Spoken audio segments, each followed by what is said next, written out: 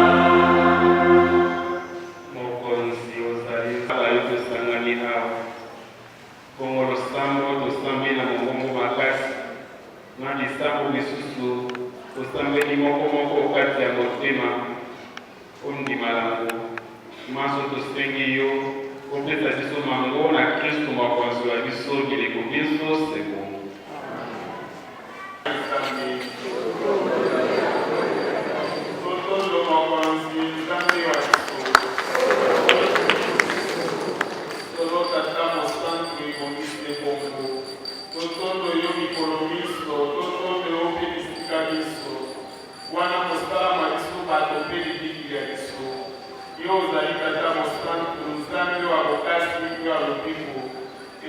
tondo yoko ya Kristu mwana wa yo abolingo iko ekokondo mitema na biso oya bato bayangi yo mokonzi bomoi okosila te kasi kokobongwana ekufi nzoto ewandaki biso awa mpe okopesa biso nzoto ya sika elobanda sikomo likolo yango wana eloko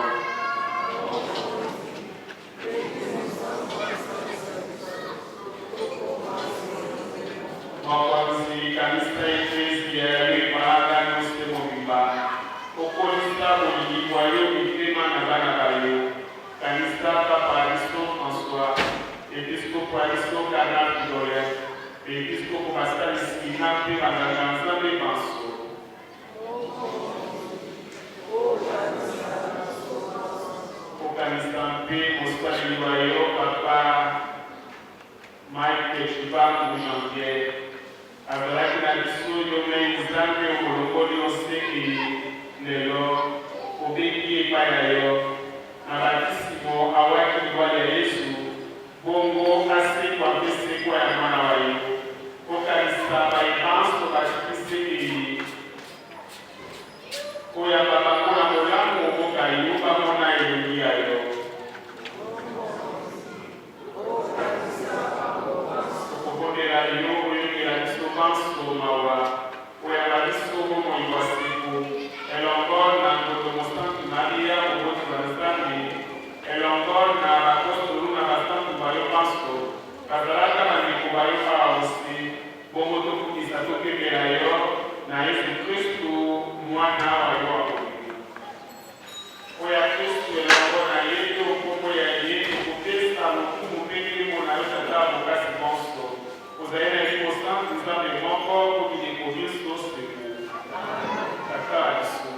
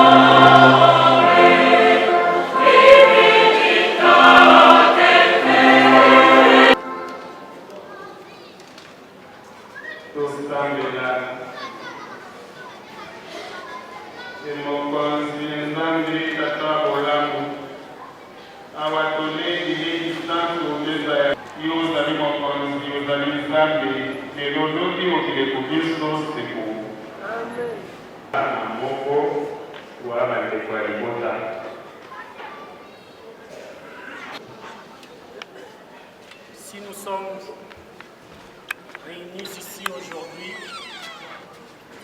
c'est pour dire adieu à celui qui fut pour certains d'entre vous juste une connaissance, pour d'autres un ami, un parent, un frère et un époux.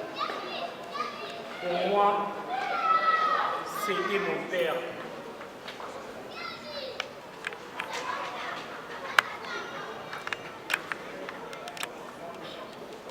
papa serait certainement ému de vous voir tous ici, aussi nombreux, pour lui rendre un dernier hommage, et je le suis moi-même.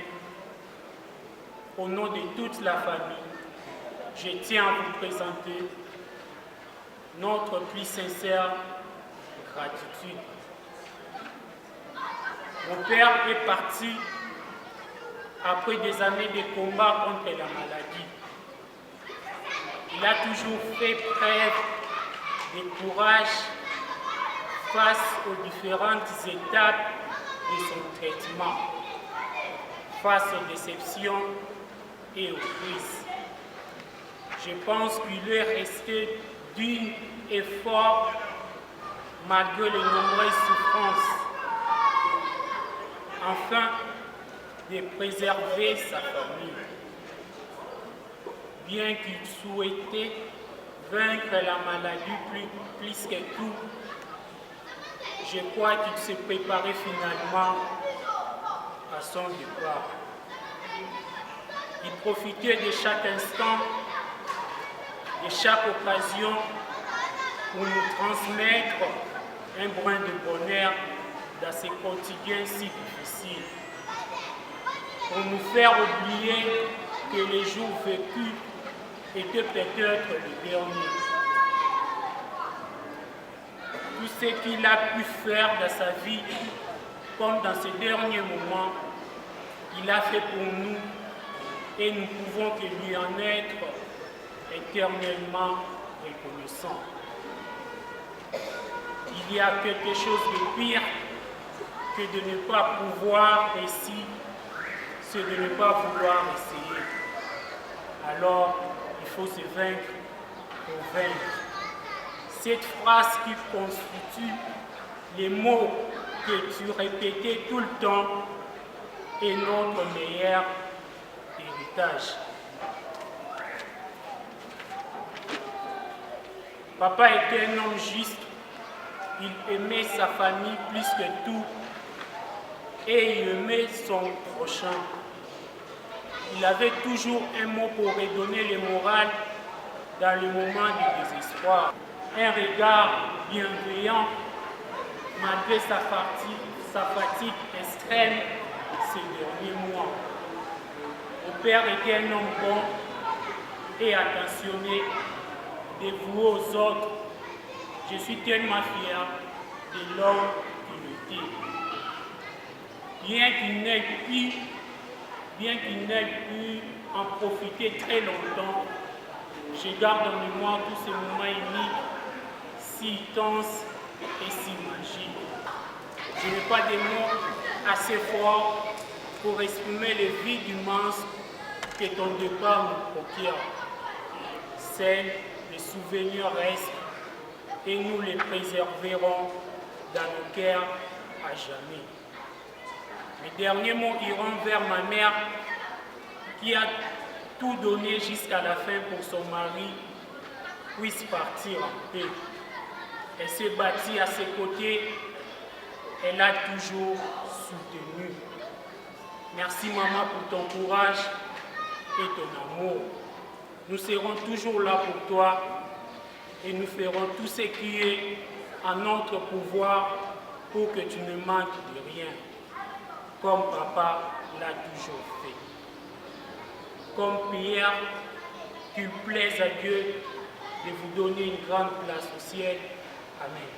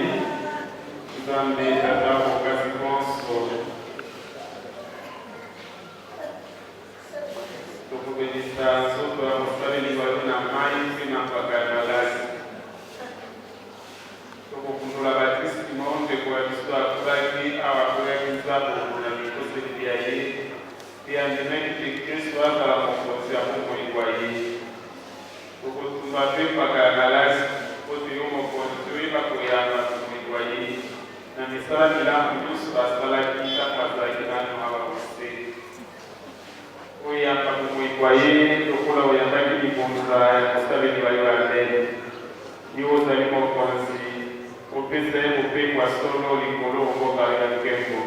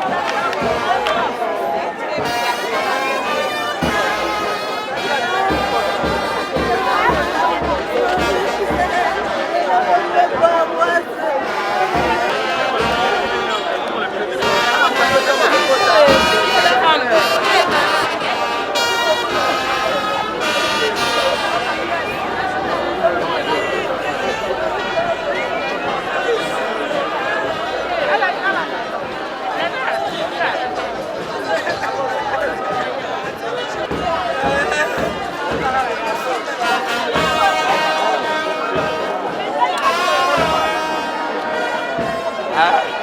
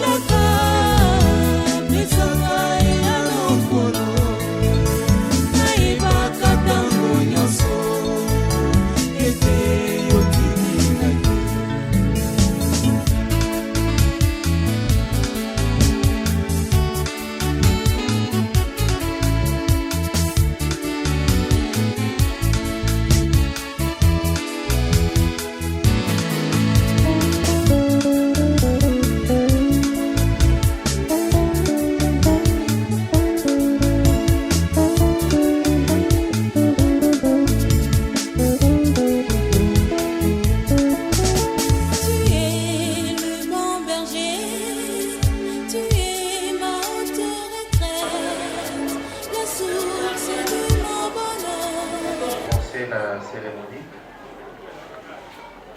Le chemin du paradis étant un lieu de recueillement et de méditation, il est recommandé de placer son téléphone portable en mode vibreur, d'éviter de prendre les appels, d'éviter toute conversation ou dialogue, ainsi que tout déplacement pendant la cérémonie.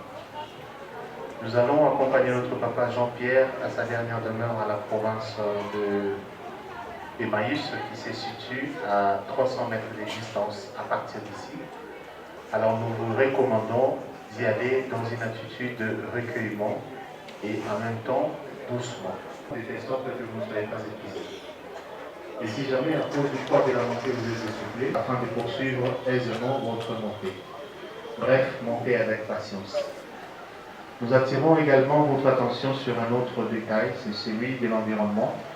Pour des objets encombrants entre vos mains, notamment des papiers mouchoirs usés, des bouteilles en plastique, des sachets et autres pour lesquels, naturellement, vous aurez besoin de vous en débarrasser. Mais sous l'émotion, peut-être que vous aurez le réflexe, sans vous rendre compte, de vouloir déposer n'importe où, seulement ici à la cour placée de part et d'autre. Nous vous prions de bien vouloir les utiliser de manière stricte. Et enfin, pour plus de renseignements concernant nos différents services, en l'occurrence nos options, à votre départ, nous vous remettrons des cartes qui contiennent nos coordonnées à partir desquelles vous aurez la possibilité de nous atteindre à l'avenir. Gilles Amoulet, Jean-Pierre Lee.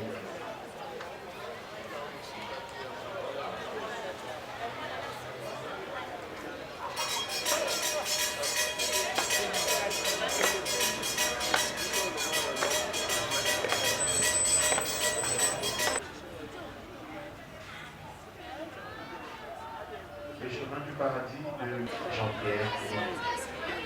Vivre toujours dans la mémoire des gens qu'on a aimés, c'est mettre par mort tout entier. Une si petite phrase de Christine Fay, mais qui prend un grand sens aujourd'hui dans votre vie.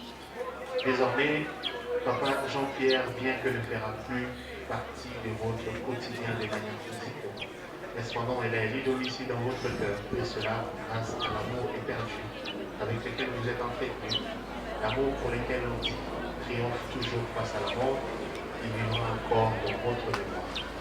Le fait de venir l'accompagner au chemin du paradis, n'attendez pas seulement le 1er août comme de coutume. Revenez à chaque opportunité afin de toujours nourrir cet amour qui enflamme votre cœur aujourd'hui pour notre Père Jean-Pierre. En ce qui vous concerne le chemin du paradis, nous vous garantissons un entretien de manière régulière de sa dernière demeure pour que lors de vos prochaines visites, vous ne puissiez avoir besoin que de votre bouquet de fleurs pour vous recueillir. Question sur le chemin du paradis. Nous allons former 2 rangées, dont une de chaque côté. Nous allons accompagner notre commandant vers sa nouvelle et dernière demeure dans la province des Emmaüs. À gauche, nous sortirons par la gauche afin de former une rangée.